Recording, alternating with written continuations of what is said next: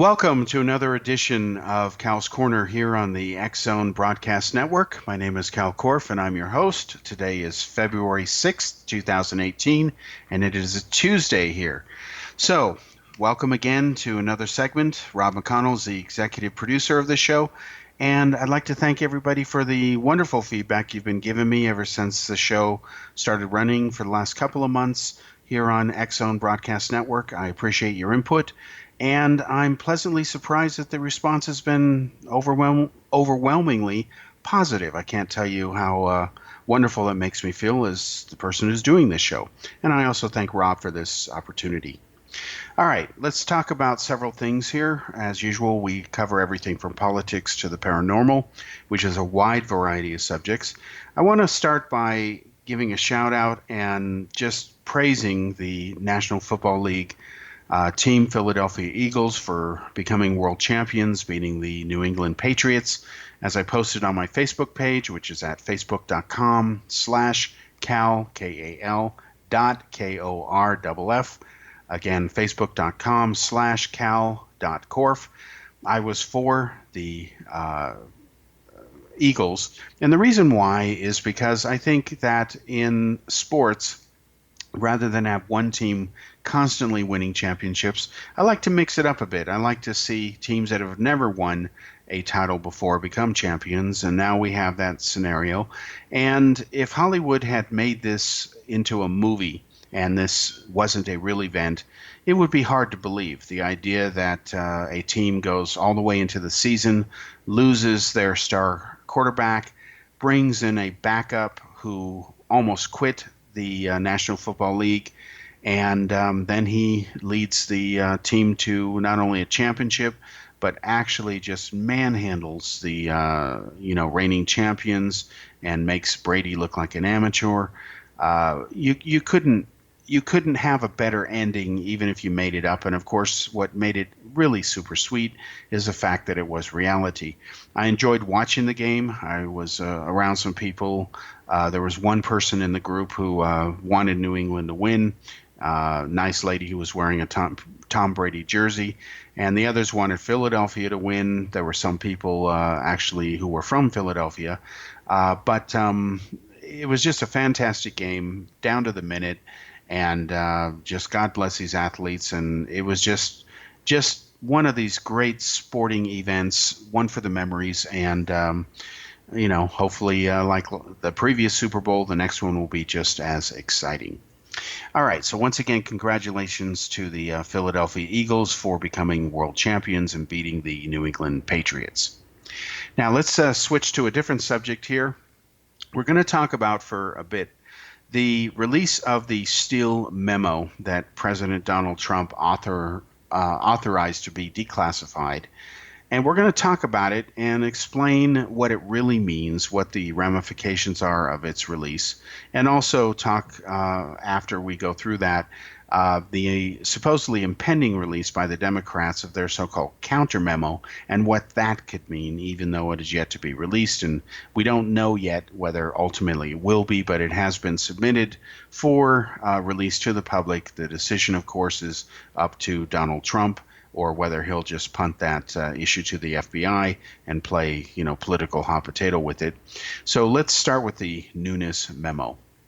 Now, when you look at the issue of the release of the Steele dossier memo, now this was the dossier that was paid for by the Democrats, specifically the Democratic National Committee and the Hillary Clinton campaign.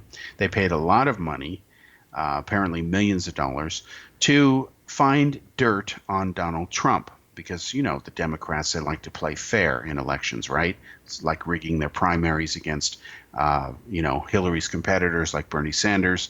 We know what disgusting behavior that they got away with. They broke election laws, but of course nobody's holding them accountable, and you can figure out why that is the case. So in the case of releasing the Steele dossier memo, the question boils down to one word: conspiracy, or the alternative spelling of conspiracy, conspiracy. And let me explain the difference.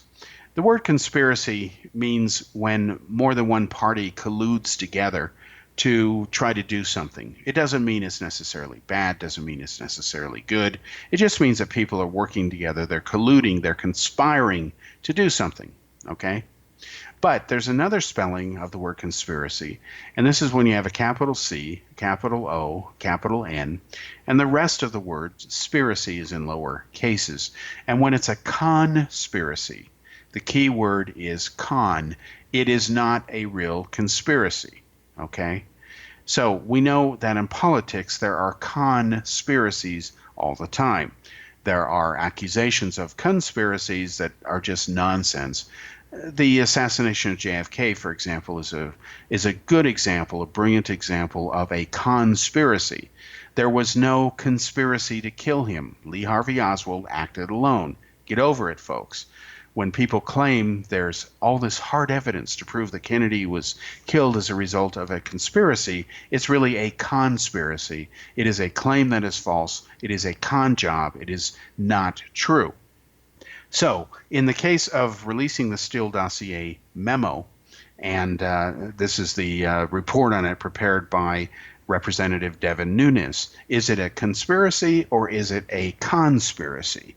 Well, unfortunately, we don't know yet, because while the Nunes memo has been released to the public, the Democrats claim that it's biased, that it's not telling the full story. So what they've done is they've prepared their own version of the memo, which they've written based on looking at the same set of intelligence that Nunes claims he looked at. And they're saying that all these other nuances and all these other details disprove what Nunes has wrote, that Trump is essentially guilty. Now, we don't know yet because we haven't seen the Democrats' version of the memo. We have only Nunes's version.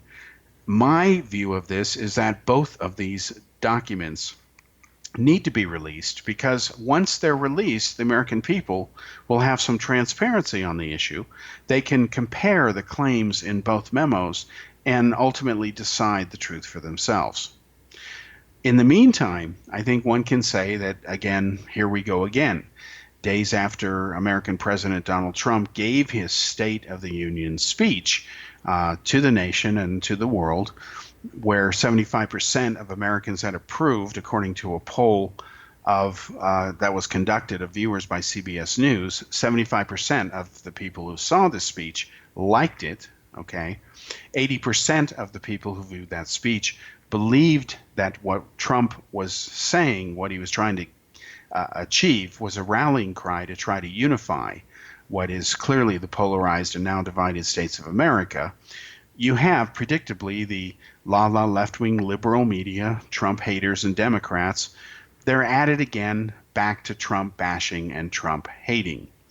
This time, this troika is attacking Trump and the Republicans for releasing the contents of a formerly classified memo, whose allegations, if factually correct, constitute a crime by various officials. Now, this would again be the contents of the Nunes memo. Now, conversely, if the contents of this memo are not true, its author, Congressman Devin Nunes, who is the chairman of the United States House Permanent Select Committee on Intelligence, he should resign. If what he said is false, he should be drummed out of the government. Now, let's expose why this document is important and why the bleeding drama queen reactions to its release are shameful, overblown, and inexcusable. Now, let's start with the Nunes memo that was declassified by Trump. Here are its contents. I'm going to read them to you. It's important to understand what Nunes is saying. Now, again, this is quotes from the memo. This memorandum provides members an update on significant facts relating to the committee's ongoing investigation into the Department of Justice, DOJ, and Federal Bureau of Investigation, FBI, and their use of the Foreign Intelligence Surveillance Act, or FISA, during the 2016 presidential election cycle. Our findings, now Nunes means the committees, which are detailed below, 1. Raise concerns with the legitimacy and the legality of certain DOJ and FBI interactions with the FISA court, and 2. Represent a troubling breakdown of legal processes established to protect the American people from abuses related to the FISA process. Now, I'm going to stop right there and let's talk about this point because it is important. The key word here is abuses. The reason that Nunes claims he went forward with his memo is because there were alleged abuses of the FISA process. Now, abuses are abuses. Whenever you see that word, it is a red flag. You should stop right there and take a look at that. In the case of the FISA process, there is no question, beyond doubt, that there have been abuses in the past during the Obama administration. There were also abuses during the George Bush administration as well. Whenever abuses do occur, you have to stop that. You have to fix the problem. And what happened is there was an Inspector General analysis and audit of the FISA abuses during the Obama administration. What happened is President Obama at that time ordered that steps be taken to correct the abuses, to prevent them from happening again, while at the same time, out of the other side of his mouth, he said make sure that the capabilities of the government to spy on people and obtain data were not jeopardized. Now, again, that's rather a problematical way of trying to say you want to solve something. You want to retain the capability, but fly straight within the law, but yet the laws sometimes have to be broken to get that capability. It's like trying to have it both ways or trying to say, I'm a little bit pregnant. No such thing, but, politicians. So there were supposedly some safeguards put in place. Nunes is saying that abuses are still continuing, and that's why he wrote his memo. Now, we'll be back in a moment after the commercial break here, and then we'll continue with the issue of the release of this.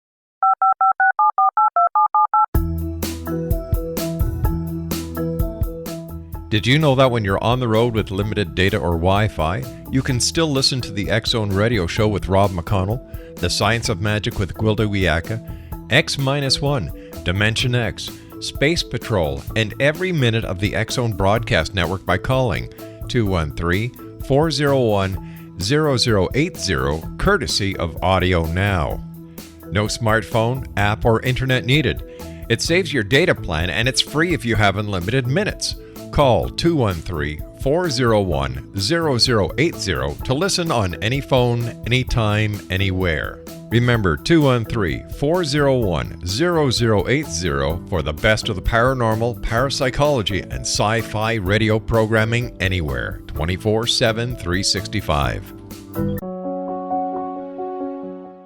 Gwilda Wiyaka's latest book, The Science of Magic, Book of Mysteries, Volume 1, is the first book in a series based on her writings that open every episode of the Science of Magic radio show. Drawing on the subject matter of each guest, and armed with over 40 years' experience in shamanism, 35 years in alternative health, and degrees in psychology and religious studies, Gwilda introduces relevant and leading-edge information that supports spiritual evolution and personal empowerment. Rich with wisdom and inspirational quotes packaged in digestible segments, this is a book that will pull you from cover to cover. It will also serve as a daily inspirational reading for years to come. The Science of Magic Book of Mysteries, Volume 1 is available at our website, tsompublications.com, amazon.com, and wherever fine books are sold. Back in Victorian England, a famous theologian posed a perplexing riddle. Why are the two top personalities in the Bible tagged with the numbers 7 and 11? Academics agree the answer is found in the stunning discovery of a hitherto secret Bible structure explained in a new book called The Genesis Grid. The discovery is so simple that preschool children could illustrate it. Certain claims are hugely controversial and may offend some, but at the X-Zone, we've studied this awesome new book and agree with one expert, and I quote, "These discoveries appear to be beyond coincidence." So who or what hid this wonderful pattern in the Bible, and what might they do next? Find out more, X-Zone Nation, and read reviews on www.genesisgrid.co.uk. That's www.genesisgrid.co.uk.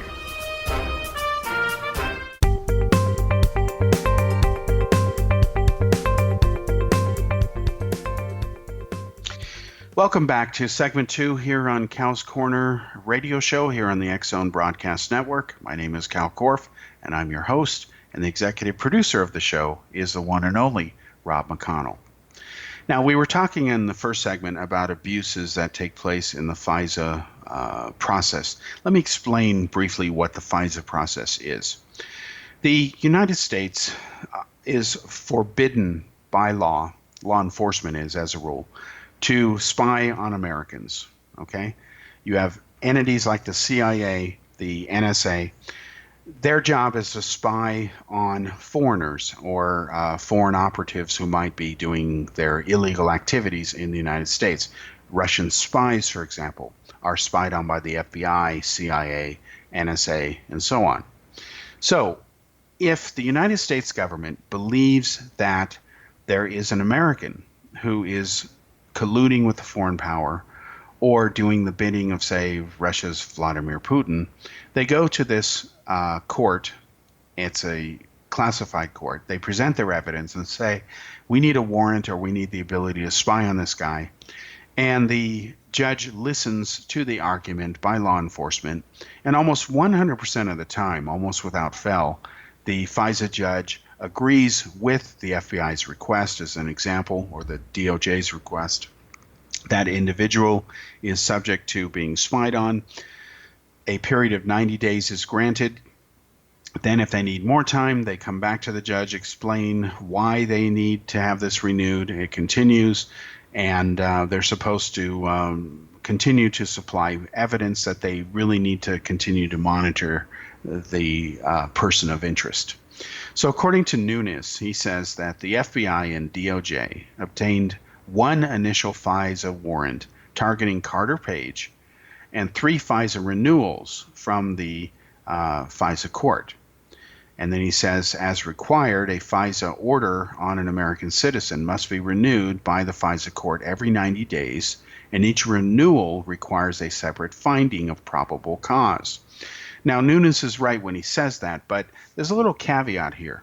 Let's say that a FISA judge says, okay, you can go spy on Carter Page, and let's say 90 days later, the FBI comes back and says, you know, we need a little more time because it took us 6 weeks to get the bugs in place or whatever methods we're going to use to spy on him, and he's going to have a meeting in a month from now with this Russian. The court would probably say, okay, you can continue this and then come back to me after the next 90-day period. In other words, because the subject may not know they're being spied on or any other entity, or that a warrant has been approved to survey that person, things don't always happen cleanly in 90-day increments. The reason there's a 90-day limit is part of this theoretical check and balance. Notice that the court isn't going to give you a unlimited time frame to spy on somebody. They're not going to say, okay, here's 2 years, come back to me 2 years from now and see what happens. 90 days is supposed to be enough time to say, look, we either need to continue or we need to stop this because there's nothing there. So it turns out that after he says here that each renewable requires a separate finding of probable cause, that then Director James Comey, now this would be the James Comey who was fired by Donald Trump shortly after he became president, he signed 3 FISA applications in question on behalf of the FBI, and Deputy Director Andrew McCabe signed one. Then Sally Yates signed one. She was the acting, as well as acting DAG Dana Boente, and the Deputy Attorney General, again that's DAG, Rod Rosenstein, each signed one or more FISA applications on behalf of the DOJ.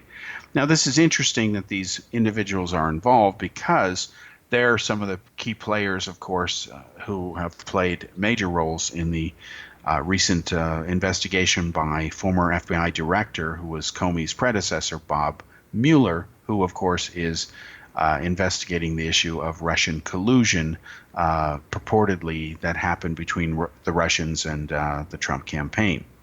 So Nunes goes on to say that due to the sensitive nature of foreign intelligence activity, FISA submissions, including renewals, before the FISA court are classified. Well, he's right on that. Then he says, as such, the public's confidence in the integrity of the FISA process depends on the court's ability to hold the government to the highest standard, particularly as it relates to surveillance of American citizens. Now, again, Nunes is right on that.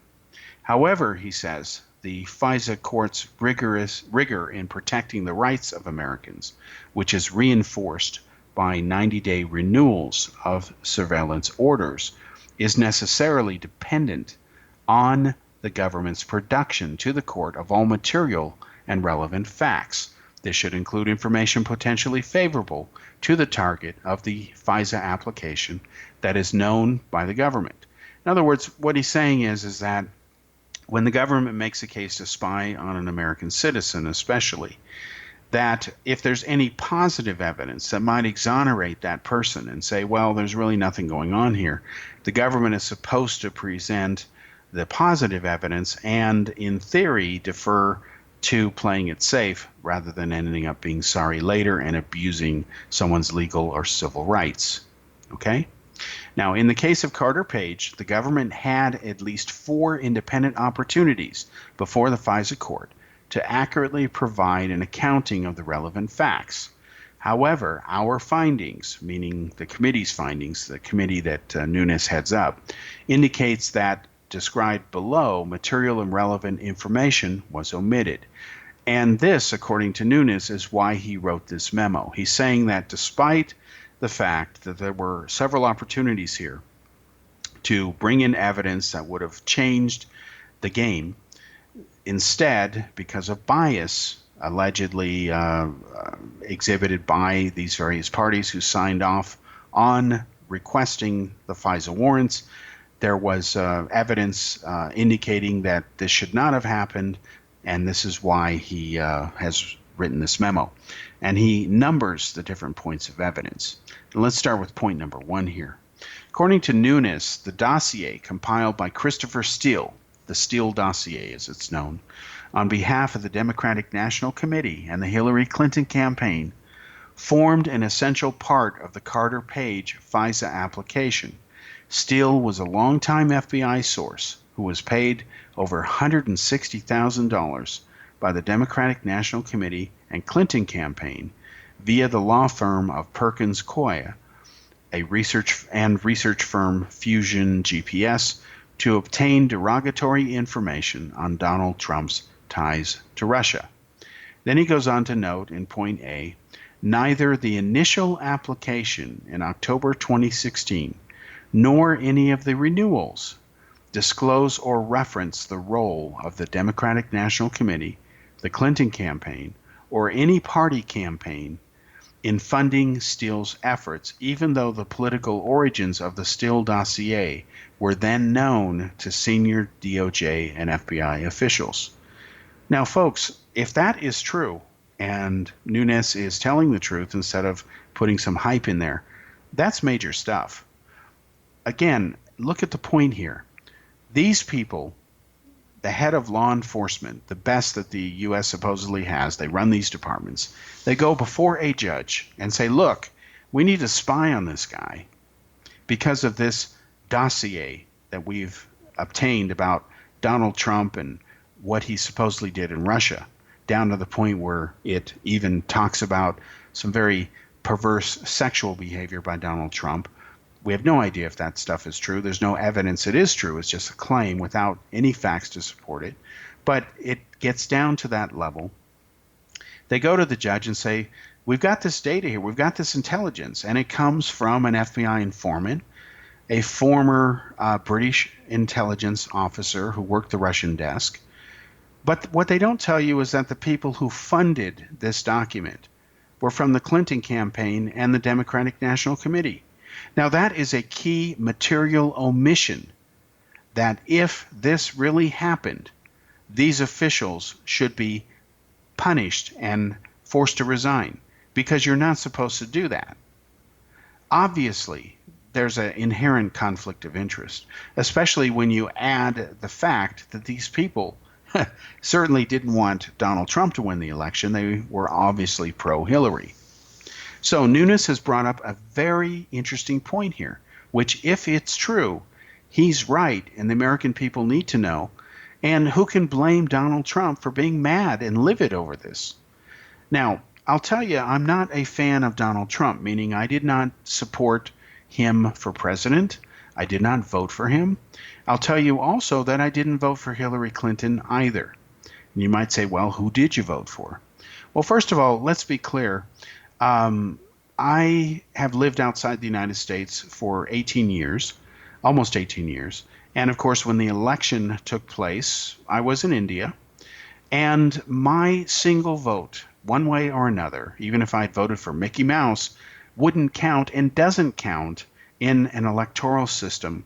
When I'm in India, out of the United States for nearly 2 decades, and I don't even have state representation. I can't even vote for the mayor of a city, and I can't even vote in any state elections because I don't have a state. So rather than lower my standards and compromise my principles, because I don't support either party, I think both parties, the Republicans and Democrats, are wholly and only responsible for driving this country to implode itself, meaning I love America, it's my country, born and raised there, but let's be honest, it is in serious trouble. It is extremely polarized. The parties have failed the American people. The reason Trump got into office is because the alternative was Hillary Clinton, and Trump theoretically represents an outsider who's not beholden to big money. So knowing that my single vote doesn't matter in an electoral system, which is what the U.S. has, I decided to not vote at all in the election. It's not that I don't like voting. I do believe in democracy.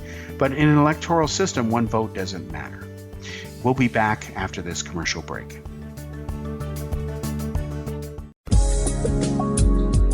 From our broadcast studios in Hamilton, Ontario, Canada, to the world and beyond, you're watching the X-Zone Broadcast Network, www.xzbn.net.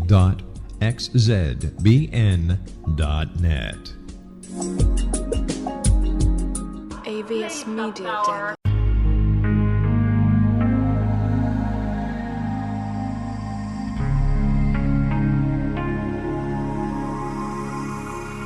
The scientist and the mystic have been on an age-old, relentless search with one thing in common. They seek truth. Their paths converge in the 40,000-year-old practice of shamanism, an ancient science delving to the quantum level of life, facilitating healing, manifestation, and evolution. I'm Gwilda Wiyaka, the founder and director of Path Home Shamanic Arts School, a unique Colorado State certified occupational school training shamanic practitioners and teachers. We also provide classes for empowering personal lives through shamanism. Our certification classes are in week-long segments enabling international participation, and online classes and long-distance shamanic healing sessions are available. Come discover the science of magic in the limitless world of shamanism. www.findyourpathhome.com.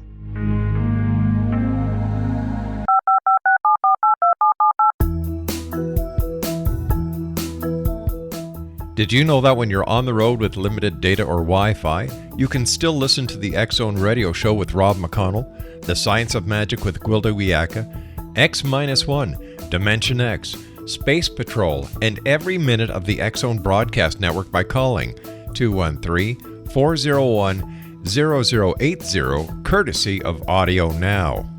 No smartphone, app, or internet needed. It saves your data plan, and it's free if you have unlimited minutes. Call 213-401-0080 to listen on any phone, anytime, anywhere. Remember 213-401-0080 for the best of the paranormal, parapsychology, and sci-fi radio programming anywhere, 24/7, 365.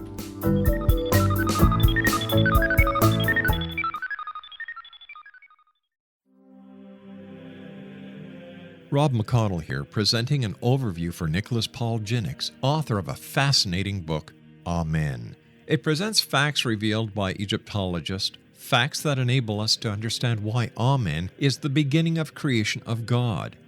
It provides recommendations for religious leaders of the major religions to unify their beliefs and teach the Word of God. Love one another.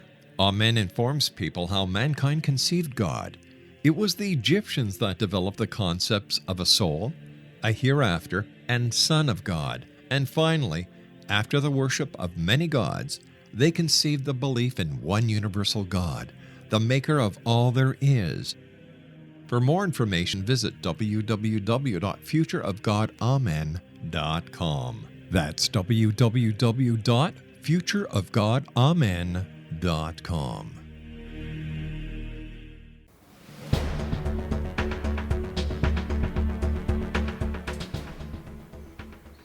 Welcome back to the third segment here on Cal's Corner Radio Show. My name is Kal Korff, and I'm your host.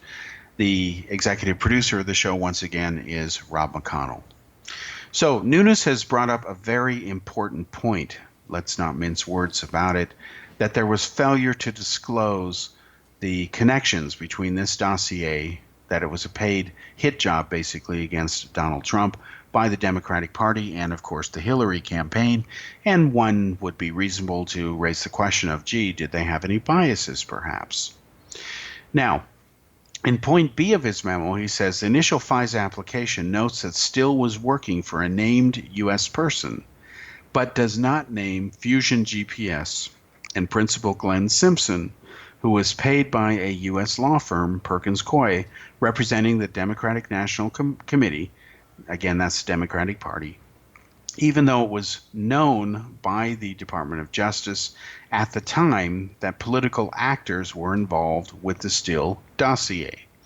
The application, again, this is the request for a FISA warrant, does not mention Still was ultimately working on behalf of and paid by the DNC and the Clinton campaign, or that the FBI had separately authorized payment to Still for the same information. Now that's rather interesting. The FBI also is paying Still for dirt on Donald Trump or his associates. Their concern is possible collusion with the Russians. So in point number 2, he says the Carter Page FISA application also cited extensively a September 23, 2016 Yahoo News article by Michael Isikoff, which focuses on Page's July 2016 trip to Moscow. The article does not corroborate the Still dossier because it is derived from information leaked by Still himself to Yahoo News. The Page FISA application incorrectly assesses that Still did not directly provide information to Yahoo News. Still has admitted in British court filings that he met with Yahoo News and several other outlets in September 2016 at the direction of Fusion GPS. In other words, Fusion GPS put him up to it. Perkins Coie was aware of Still's initial media contacts because they hosted at least one meeting in Washington, D.C. in 2016, which Still and Fusion GPS, where this matter was discussed. Nunes goes on to say that Still was suspended and then terminated, now that's important, folks, as an FBI source for what the FBI defines as the most serious of violations, an unauthorized disclosure to the media of his relationship with the FBI in an October 30th, 2016 Mother Jones article, Mother Jones magazine, that was written by David Korn. Still should have been terminated for his previous undisclosed contacts with Yahoo and other outlets in September before the Page application was submitted to the FISA court in October, but Still inappropriately concealed from and lied to the FBI about these contacts. Now, again, the FISA court was not told about any of this stuff, and had they been made aware of these facts, the judge may not have granted the warrant. It's common sense. It's basic logic 101. So it makes you wonder, were these omissions deliberate? Of course they were deliberate, because nobody forced the FBI or DOJ or these other officials to withhold this information. Instead, they chose to do it. So it says here that Still's numerous encounters with the media violated the cardinal rule of source handling, maintaining confidentiality, and demonstrated that Still had become a less than reliable source for the FBI. Now, I want to add something about this point. Still at first denied that he was the guy who had done this. Then he gave a interview in the British press where suddenly he's saying, after he was identified and he couldn't deny it anymore, that he now fears for his life, that maybe Putin's intelligence operatives in the FSB might kill him now because of what he did. Well, if he was so concerned about his safety, why was he talking to the media? Duh, hello, makes no sense. It's hypocrisy.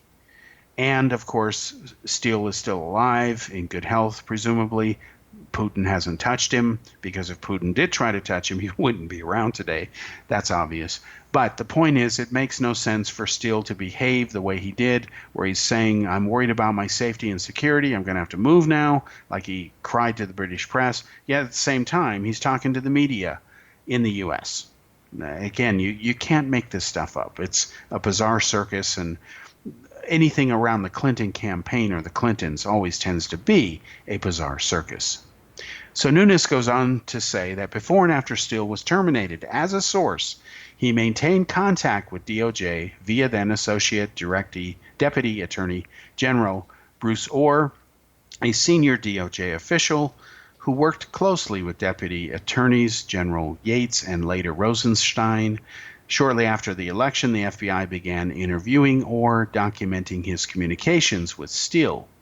For example, in September 2016, Steele admitted to Orr his feelings against then-candidate Trump when Steele said, quote, he was desperate that Donald Trump not get elected and was passionate about him not being president, unquote. This clear evidence of Steele's bias was recorded by Orr at the time and subsequently in official FBI files, but not reflected in any of the Page FISA applications. So once again, Nunes's issue is, look, the source, Steele, was not only not credible, he was talking to the media, he was violating FBI protocols. They later terminated their relationship with him after paying him, of course. And he's now said that he is desperate that Trump not get elected. So, gee, could maybe Steele have put some stuff in the dossier from sources that were not credible, or maybe he interjected some stuff by himself trying to make Trump look bad because he doesn't want him to get elected. He's, quote, desperate, unquote, that Trump not get elected. Again, these are things that were not mentioned before the judge, which would have caused any reasonable judge to say, I'm not sure I'm going to grant this, or I really need to take a deeper look at this. Again, all this stuff was omitted deliberately by the people, including James Comey, who went ahead and applied and signed for the warrant request from the judge. And then Nunes goes on to say, during the same time period, Orr's wife was employed by Fusion GPS. Gee, could that be a conflict of interest, folks? It automatically is by that dynamic. Again, you can't make this stuff up.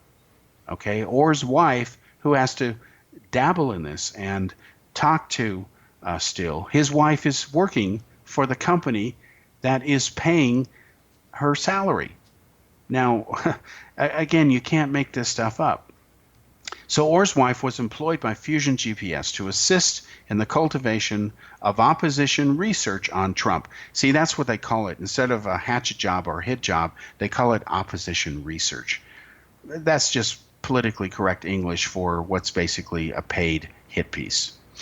Again, he says that Orr later provided the FBI with all of his wife's opposition research, paid for by the Democratic National Committee and the Clinton campaign via Fusion GPS. And you can simply Google this, folks. Google the phrase Fusion GPS hit piece and add the word environmentalist there. And you will see that in the past, Fusion GPS has been paid to smear people.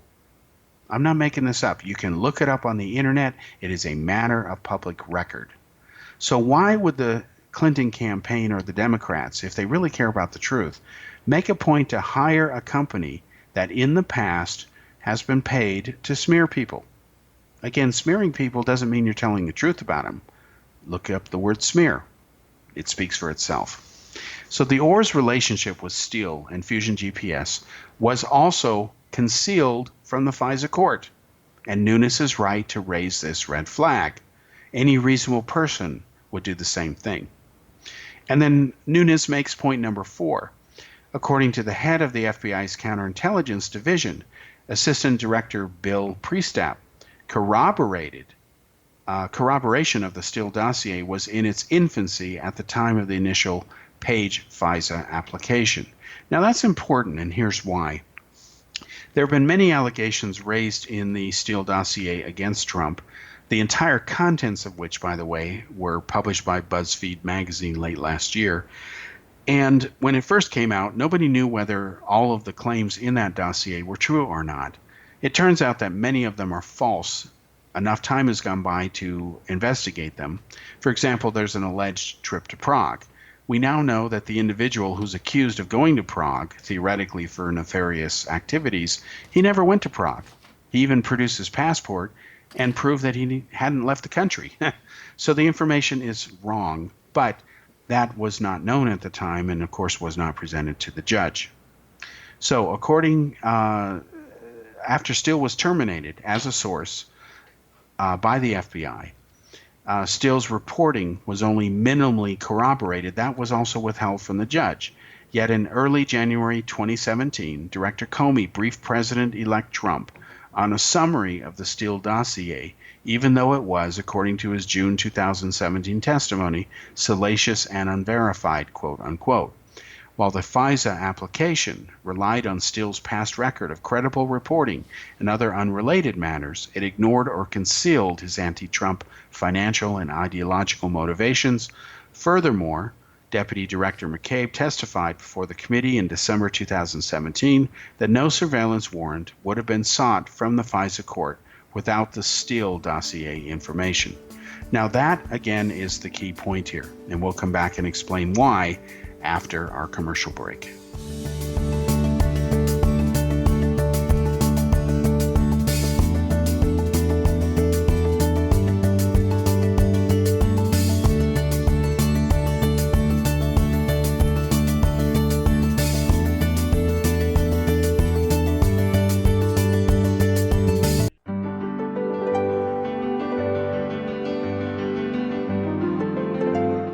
Named one of the world's greatest psychics, Elizabeth Joyce is now giving readings worldwide via Skype. Elizabeth Joyce is recognized for her clairvoyant ability to help find missing persons, her analysis of dreams, past life regression work, mediumship, and her accurate predictions. Elizabeth has been a frequent guest on the X-Zone radio show with yours truly, Rob McConnell, now for several years. For an appointment with Elizabeth Joyce, call 201-934-8986 or Skype at elizabeth.joyce. And for more information, you can always visit Elizabeth Joyce online at www.new-visions.com.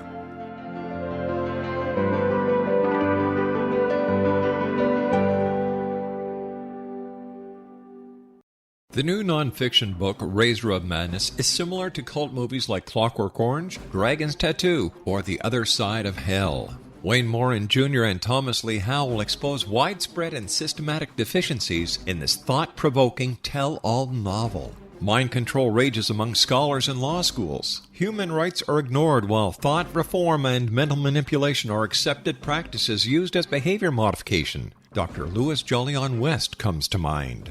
Media and public scrutiny shows that United States mental hospitals are in fact destructive murder industries. Razor of Madness expose novel details this epidemic through an in-depth professional and personal investigation. For decades there has been a revolving door policy that still releases killers and pedophiles back into society. The maestro of mind control continues to haunt America to this very day. Razor of Madness is available in paperback or as a downloadable ebook at Amazon.com. I'm William S. Peckham. If you enjoy a good mystery with a touch of the paranormal, then you'll love my novel, From Out of the Woodwork. It's the story of a young Toronto contractor, Sean Kennedy, who buys derelict homes, guts them, and turns them into multifamily dwellings. Slums just waiting to happen. When Sean buys 29 Livery Lane, the house fights back. Former owners unexpectedly come out of the woodwork as he starts the destruction. The apparitions come to him when he touches old books, reads hidden letters, rummages through old boxes. finds a locket or reads a discovered manuscript of a murder mystery.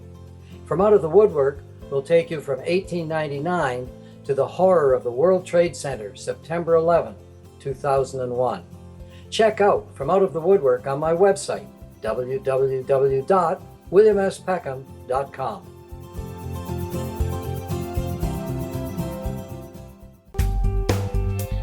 Welcome back to the fourth and final segment of Cal's Corner Radio Show here on the X-Zone Broadcast Network. My name is Kal Korff, and I'm your host. Once again, the executive producer of the show is Rob McConnell. Well, as I always say almost in every episode of this broadcast, time goes by so fast. Boy, it did again here. We're almost done here with the discussing the Nunes memo and the Steele dossier. So before the break, we talked about the fact that according to Nunes, there would never have been a warrant granted to spy on Carter Page if the Steele dossier info was not included. Now, what does that tell you, folks? It basically tells you that the case against Trump, where it concerns this alleged collusion in Carter Page, is practically non-existent. If the Steele dossier, which has credibility problems, which also has problems regarding its origin, being it was a paid hit piece by the Democrats in the Clinton campaign, if that was removed from the FISA request, there would never have been a request submitted that tells you that the whole thing is just a bunch of hooey.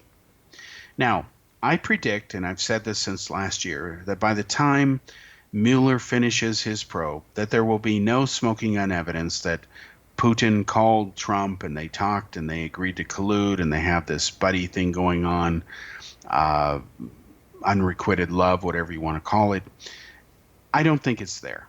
And the reason I don't think it's there is because Trump has been spied on by various governments for decades. Anybody who is rich and is doing business overseas, especially with the former area that was once the Soviet Union, they're going to be spied on by foreign intelligence, by American intelligence and our allies. The evidence would have come in by now. And we have to remember that while Trump haters will say, well, look at Paul Manafort. He's been indicted for money laundering. Yes, he has been.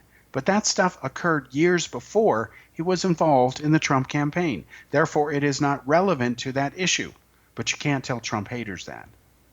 And again, I'm not a supporter of Donald Trump. I've said from day one, I don't think he has a temperament to be president, and he's not qualified. But he is president. I did predict he would win.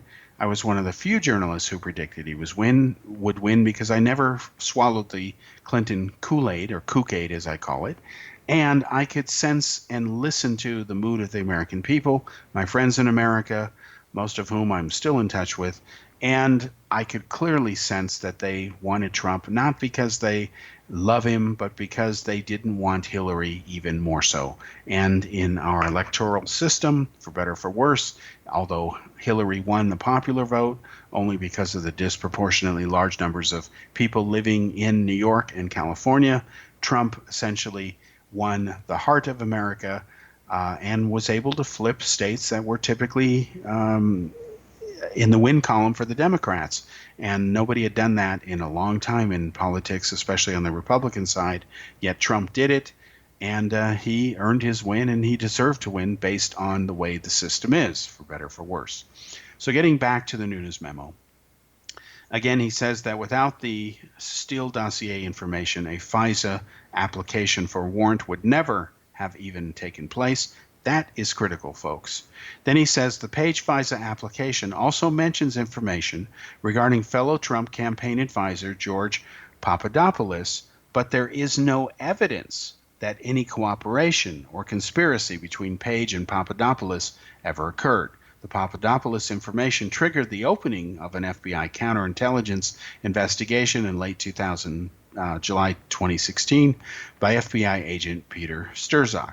Strzok was reassigned by the special counsel's office, now that would be Robert Mueller, to FBI Human Resources for improper text messages with his mistress, FBI attorney Lisa Page, no known relation to Carter Page, where they both demonstrated a clear bias against Trump and in favor of Clinton, whom Strzok had also investigated. The Strzok-Lisa Page texts also reflect extensive discussions about the investigation, orchestrating leaks to the media, which is illegal, by the way, and include a meeting with Deputy Director McCabe to discuss an insurance policy against President Trump's election. Now, you can easily Google what happened with Sturzak. He's been demoted, although not officially. He's just been transferred to Human Resources. He will probably leave the FBI in the near future. He, of course, was having an affair with an FBI lawyer. Their text messages have now been public, or made public, at least some of them, where they talk about their fears that Donald Trump, get elected as president. Now, real quickly, let's cover the reactions by the media, especially Trump haters and the Democrats. These reactions have largely been predictable. CNN has griped that Trump gave the memo, the newness memo, when it was released by the White House, to Fox Network first. Well, boo-hoo, CNN. Do you expect Trump to give you the memo first? Is your ego so big that you have to have it first? I mean, let's be honest. CNN hates Trump. If I were Trump, I wouldn't give CNN anything. I wouldn't give MSNBC anything either if I knew they hated me. Now, admittedly, Fox is pro-Trump. Of course he's going to give it to them. It's been done before. So CNN's complaint is, we didn't get it first, Fox did. Well, boo-hoo. It's ridiculous for them to even go there. But that's what they did. And then, of course, you have reactions by Fox to the memo. They, of course, support what Trump says. And then, of course, you have House Minority Leader Democrat Nancy Pelosi. She's, of course, a drama queen. She attacked Trump in her typical drama queen fashion by saying, quote, he, Trump, has abdicated his responsibilities as commander-in-chief to protect American people by protecting our intelligence sources and the rest. If the president uses this fake, horrible release of distorted intelligence, she means the newness memo, as an excuse to fire Rosenstein or Miller, it could lead to a constitutional crisis. Now, for once, Nancy Pelosi didn't call Trump President Bush. She constantly does that. But Nancy Pelosi is lying when she says that there were any national security issues compromised, because all of the information in the newness memo has been public domain. The Steele dossier was published again, and Pelosi knows this, unless she's forgotten, that it was published by BuzzFeed magazine late last year. Okay? It's been out there for over a year, and yet the newness memo recounts some of that info. There's not a single thing in it that was classified. In fact, it's amazing the whole memo was even classified to begin with, since it didn't contain any secrets. On the other hand, the memo the Democrats said they prepared does cite classified info, especially source information. And if it does get released, it will probably have to be redacted to protect that information. So Nancy Pelosi's reaction to the release of the newness memo is pure nonsense. But I expect that out of Pelosi. She's Nancy Pelosi. Now, Democrat Dick Durbin claimed in a tweet that using the newness memo as a pretext to fire Rod Rosenstein, Robert Mueller, or any other DOJ leadership would clearly be an attempt to obstruct justice in the Russian investigation. Now, Durbin is right if Trump does do this. However, the White House insists that this is not going to happen. But Trump haters, they don't believe this. Also, it depends on why you fire somebody.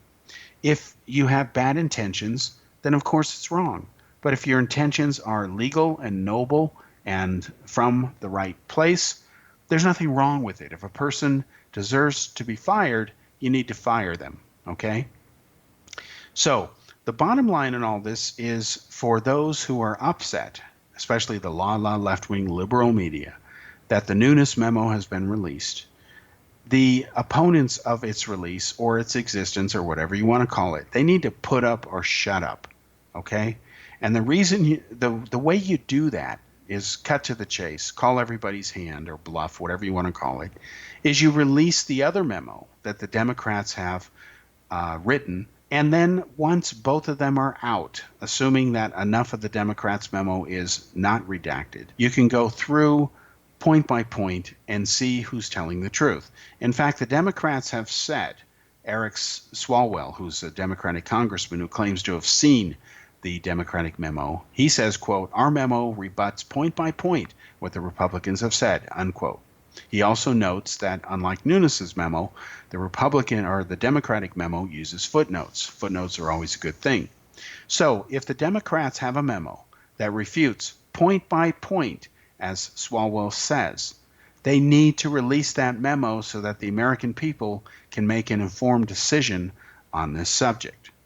Now, if what the Democrats claim is true, and one never knows with either party since both of them lie much too often nowadays, they should either put up or shut up. If it's legally possible, they should release their so-called smoking gun memo so that the global public and especially the American people can know the truth about this issue. For there is no question that FISA abuses have occurred during the Obama administration.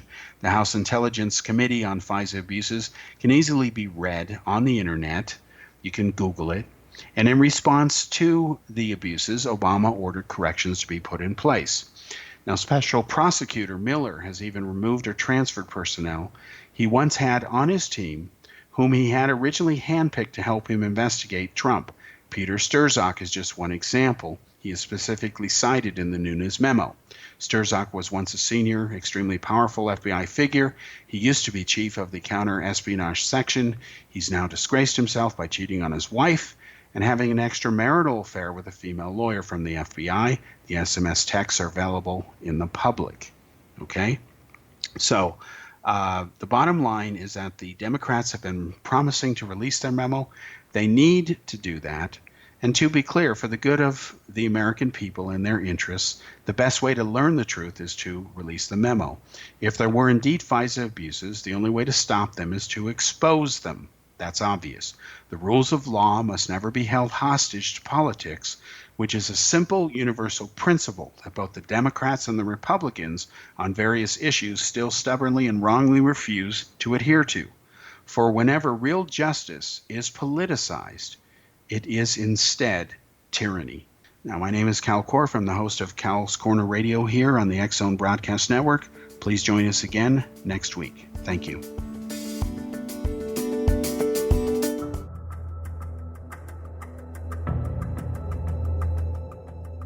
Modern Esoteric, Beyond Our Senses by Brad Olson, consummates the lifeology story about where humanity originates.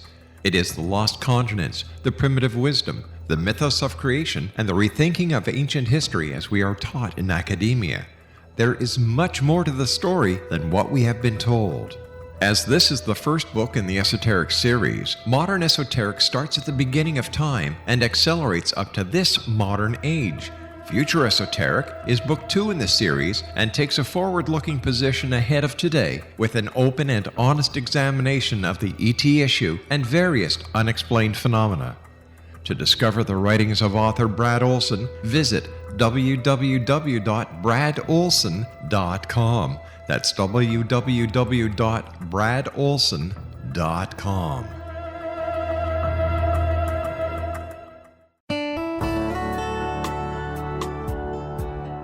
Are you or is someone you know struggling with addictions, depression, anxiety, relationships, low self-esteem, lack of confidence, grief, success, and prosperity?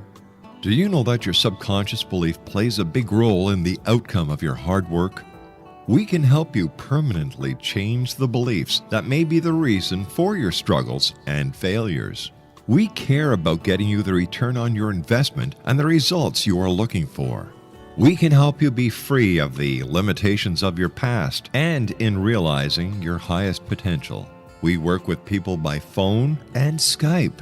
For more information, visit us at www.ritasoman.com. That's www.ritasoman.com.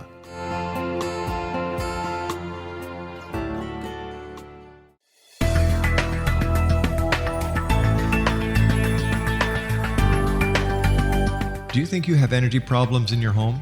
Do you feel better when you're away than when you're home? Joey Korn is a global leader in the world of dowsing who specializes in personal energy clearing and space clearing. He can help you create an ideal energy environment in your home no matter where you live in the world. Learn about his remote spiritual house cleaning services and much more at www.dowsers.com. You can get Joey's book, Dowsing, A Path to Enlightenment, as well as other dowsing books and tools, Kabbalah books, and Walter Russell books. Joey's work is really amazing. Go to dowsers.com right now. That's DOWSERS.com or call 1-877-DOWSING. That's 1-877-369-7464.